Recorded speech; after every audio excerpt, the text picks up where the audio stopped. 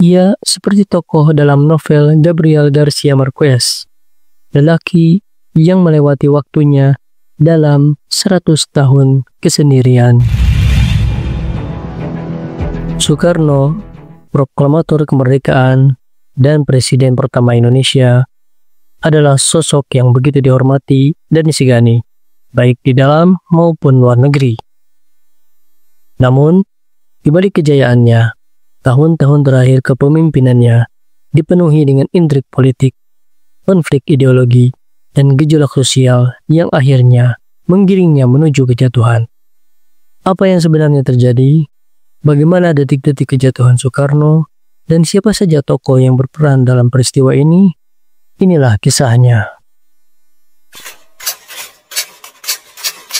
Pada awal 1960-an, Indonesia berada dalam situasi politik yang sangat kompleks. Presiden Soekarno menerapkan kebijakan Nasakom, nasionalisme, agama, dan komunisme untuk menyatukan berbagai kekuatan politik di Indonesia, termasuk Partai Komunis Indonesia atau PKI. Dalam bukunya Nationalism and Revolution in Indonesia, George McTernan Cahin menjelaskan bahwa Soekarno mencoba merangkul semua kekuatan politik untuk menghindari perpecahan. Tetapi hal ini justru memicu ketegangan antara militer dan PKI. Selain itu, kebijakan politik luar negeri yang cenderung konfrontatif, seperti konfrontasi dengan Malaysia dan keluarnya Indonesia dari Perserikatan Bangsa-Bangsa, membuat situasi semakin tegang. Ditambah lagi kondisi ekonomi yang memburuk dengan inflasi yang meroket hingga ratusan persen semakin membuat rakyat resah.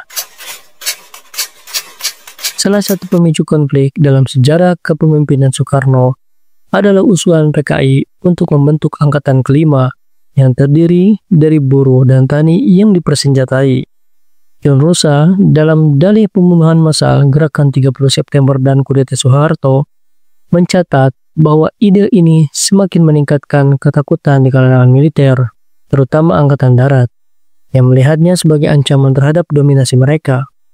Sementara itu, kondisi ekonomi yang memburuk dengan inflasi yang sangat tinggi turut memperkeruh situasi politik. Puncak ketegangan ini ditandai oleh peristiwa pada malam 30 September hingga dini hari 1 Oktober 1965. Sekelompok perwira yang menamakan dirinya Gerakan 30 September menculik dan membunuh 6 jenderal Angkatan Darat. Mereka adalah Letnan Jenderal Ahmad Yani, Mayor Jenderal R. Suprapto, Mayor Jenderal M. T. Haryono, Mayor Jenderal S. Parman, Brigadir Jenderal B. I. Panjaitan, dan Brigadir Jenderal Sutoyo Siswo Miharjo. Kapten Pierre Tendean, Ajudan Jenderal Nasution, juga ikut terbunuh karena dikira sebagai target utama.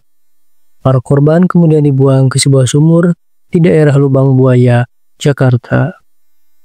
Benedict Anderson dan Ruth McPhee dalam analisis mereka menjelaskan bahwa motif dan dalang di balik G30S masih menjadi misteri.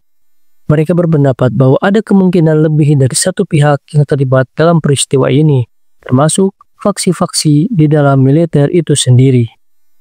Presiden Soekarno yang saat itu berada di istana tidak segera mengambil tindakan drastis. Pada pagi hari 1 Oktober 1965, Soekarno menuju Halim Perdana Kusuma dan bertemu dengan beberapa tokoh termasuk Panglima Angkatan Udara Omar Dhani dan Letkol Untung, pemimpin G30S. John Rosa mencatat bahwa Soekarno berusaha meredam situasi dan menunggu laporan resmi sebelum mengambil keputusan. Namun, pada sore hari, Mayor Jenderal Soeharto yang saat itu menjabat sebagai Panglima Kostrad bergerak cepat mengambil alih kendali. Menurut Harold Crouch, Soeharto memanfaatkan kekosongan kepemimpinan untuk mengonsolidasikan kekuatan dan menuduh PKI sebagai dalang utama di balik G30S. Malam harinya, Soekarto menghadiri pertemuan di Istana Bogor, tetapi pengaruhnya sudah mulai melemah. Setelah peristiwa ini, militer di bawah komando Soeharto mulai menuduh PKI sebagai dalang di balik G30S. Kampanye anti PKI pun dilakukan secara masif, yang mengarah pada pembantaian massal terhadap orang-orang yang diduga terlibat atau simpatisan PKI.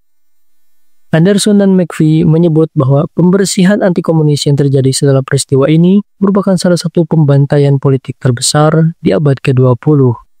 Soekarno berusaha mempertahankan kekuasaannya dengan berpidato pada 7 Oktober 1965 dan mengeluarkan Supersemar atau Surat Perintah 11 Maret pada 11 Maret 1966 yang memberi Soeharto kewenangan untuk mengendalikan keamanan.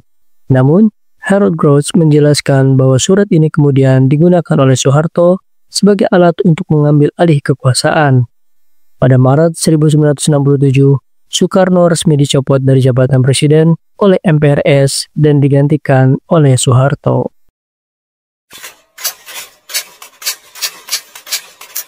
Sebuah surat perintah yang dikenal sebagai Supersemar mengubah arah kepemimpinan negara. Surat itu, yang ditandatangani oleh Presiden Soekarno, memberikan kewenangan kepada Letnan Jenderal Soeharto untuk mengambil langkah-langkah yang diperlukan guna mengendalikan situasi negara yang saat itu sedang dalam krisis.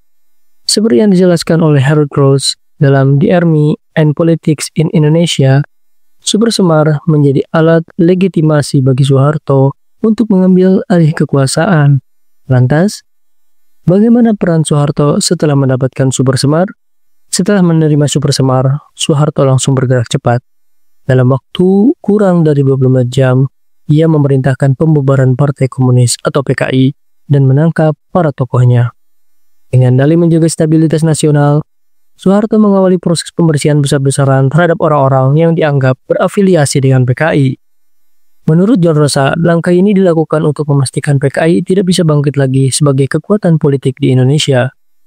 Meski Supersemar awalnya hanya memberi Soeharto kewenangan untuk mengendalikan situasi keamanan, kenyataannya ia mulai mengonsolidasikan kekuatan.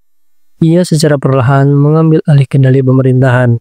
Pada 12 Maret 1966, hanya sehari setelah mendapatkan Supersemar, Soeharto membubarkan PKI secara resmi.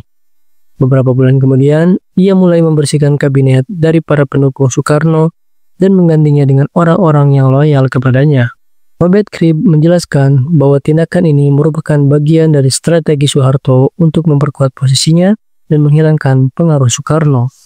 Seiring dengan meningkatnya pengaruhnya, Soeharto mulai memperlemah posisi Soekarno. Pada sidang MPRS tahun 1967, Soekarno secara resmi dicopot dari jabatannya sebagai presiden dan digantikan oleh Soeharto sebagai pejabat presiden. Ini menjadi langkah terakhir sebelum akhirnya Soeharto secara resmi dilantik sebagai Presiden Republik Indonesia pada 27 Maret 1968. Seperti yang dijelaskan oleh George McTurnan Cahin, Soekarno yang sebelumnya begitu kuat, kini tidak memiliki pengaruh lagi dalam pemerintahan. Setelah berhasil mengambil alih kepemimpinan, Soeharto memulai era baru yang dikenal sebagai Orde Baru. Ia membawa kebijakan-kebijakan yang berbeda dengan Soekarno, lebih berorientasi pada stabilitas politik dan pertumbuhan ekonomi. Dengan dukungan militer dan teknokrat, Soeharto berhasil membawa Indonesia ke arah pembangunan yang lebih terstruktur, meskipun dengan kontrol politik yang ketat. Menurut Adam Schwartz, Soeharto menggunakan pendekatan ekonomi berbasis kapitalisme yang bertentangan dengan kebijakan sosialisme yang dulu diterapkan oleh Soekarno. Setelah lengser dari jabatannya sebagai Presiden Republik Indonesia pada tahun 1967, Soekarno mengalami masa-masa sulit di bawah pemerintahan Orde Baru yang dipimpin oleh Soeharto. Dari seorang pemimpin besar yang sangat dihormati, Soekarno berubah menjadi tahanan politik di dalam negerinya sendiri. Seperti yang dijelaskan oleh Cindy Adams, dalam Bung Karno, Penyambung Lidah Rakyat Indonesia, Soekarno selalu percaya bahwa dirinya adalah bagian dari rakyat, tetapi setelah kejatuhannya, ia justru diisolasi dari rakyat yang dulu mencintainya. Setelah MPRS mencabut mandatnya sebagai presiden pada Maret 1967, Soekarno ditempatkan dalam tahanan rumah. Menurut John Rosa, Soekarno tidak diberikan kebebasan berbicara di depan publik dan komunikasi dengan dunia luar pun dibatasi. Semua pernyataan atau kegiatan Soekarno dikontrol ketat oleh militer dan pemerintahan Soeharto. Harold Groves menjelaskan bahwa Soekarno kehilangan hampir semua kekuasaan politiknya. Ia tidak lagi diperbolehkan menghadiri acara kenegaraan, pidato-pidatonya dilarang beredar, dan ia secara perlahan dijauhkan dari para pendukungnya. Pemerintah Orde Baru juga berupaya menghapus pengaruh Soekarno dengan menghilangkan gagasan Nasakom dan menggantikannya dengan ideologi Pancasila yang lebih sesuai dengan kepentingan mereka.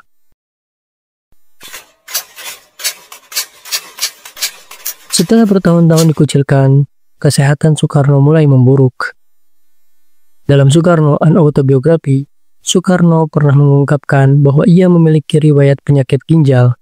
Namun, setelah tidak lagi menjabat sebagai presiden, perawatan medis yang diterimanya semakin terbatas. Menurut Judge McTurnan, Soekarno sering mengeluhkan kesehatannya kepada teman-temannya, tetapi pemerintah tidak memberinya akses ke pengobatan terbaik. Bahkan ketika kesehatannya semakin kritis, ia hanya dirawat di Rumah Sakit Pusat Angkatan Darat atau RSPAD Gatot Subroto dengan fasilitas yang sangat terbatas. C.D. Adams mencatat bahwa pada saat-saat terakhirnya, Soekarno merasa sangat kesepian. Ia tidak lagi mendapatkan perhatian yang dulu ia nikmati sebagai pemimpin bangsa. Kunjungannya dari keluarga pun dibatasi, dan ia harus menjalani hari-harinya dalam pengawasan ketat. Pada 21 Juni 1970, Soekarno meninggal dunia di RSPAD Gatot Subroto pada usia 69 tahun. Menurut Harold Groves, pemerintah Orde Baru tidak memberikan penghormatan kenegaraan yang layak bagi mantan presiden pertama Indonesia tersebut. Jenazahnya langsung dimakamkan di Blitar, Jawa Timur, berdekatan dengan makam ibunya seperti yang diinginkannya.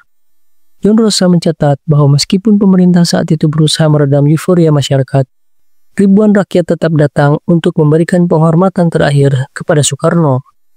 Banyak yang merasa bahwa beliau diperlakukan secara tidak adil setelah pengabdiannya yang begitu besar kepada bangsa. Akhir hidup Soekarno penuh dengan penderitaan dan pengasingan. Dari seorang pemimpin besar yang dihormati, ia berakhir sebagai tahanan politik di bawah pemerintahan penggantinya sendiri. Seperti yang ditulis oleh Cindy Adams, Soekarno pernah berkata bahwa dirinya adalah penyambung lidah rakyat, tetapi di akhir hayatnya, ia justru dipisahkan dari rakyatnya. Namun, meskipun Orde Baru berusaha menghapus pengaruhnya, nama Soekarno tetap dikenang oleh rakyat Indonesia. Warisannya dalam membangun nasionalisme dan kemandirian bangsa masih hidup hingga kini. Kisah kejatuhan Soekarno adalah salah satu babak paling dramatis dalam sejarah Indonesia. Dari seorang pemimpin yang begitu kuat dan dicintai, hingga akhirnya dijatuhkan oleh orang-orang yang dulu dekat dengannya. Peristiwa ini juga menjadi pengingat bahwa politik adalah dunia yang penuh dengan intrik dan kepentingan. Bagaimanapun, nama Soekarno tetap hidup dalam sejarah sebagai bapak bangsa yang telah membawa Indonesia menuju kemerdekaan. Majalah Tempo, edisi 26 Oktober 2003, memberi perhatian besar terhadap Bung Karno. Kesunyian seorang Bung Karno. Perintahnya tak dituruti. Pidatonya hanya menjadi kembang api, membuncah, lalu hilang bersama malam. Hampir 2 tahun suara Bung Karno nyaris tak terdengar. Ia seperti tokoh dalam novel Gabriel Garcia Marquez, lelaki yang melewati waktunya dalam 100 tahun kesendirian.